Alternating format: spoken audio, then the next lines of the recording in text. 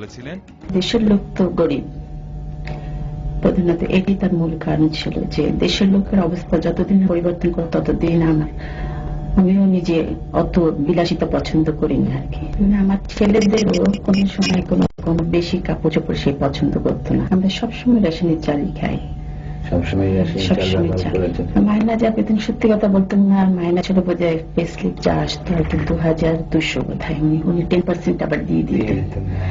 তো তার মধ্যে থেকে আমাকে সে 2000 টাকা দিত, ওর মধ্যেই আমার সংসার চালাতে হতো। আমার ছেলেদেরও কোনো সময় কোনো রকম বেশি কাপড় চোপড় সে পছন্দ করতো না। মরহুম প্রেসিডেন্ট সাহেব তোমার আব্বার, আমরা বঙ্গভবনের দর্জিকে জিজ্ঞেস করেছিলাম, বলেছে যে ওখান থেকে এসে অনেক কাপড় চোপড় ছোট করে তোমাদের জন্য বানাতো দর্জি। এরকম কিছু মনে আছে তোমাদের?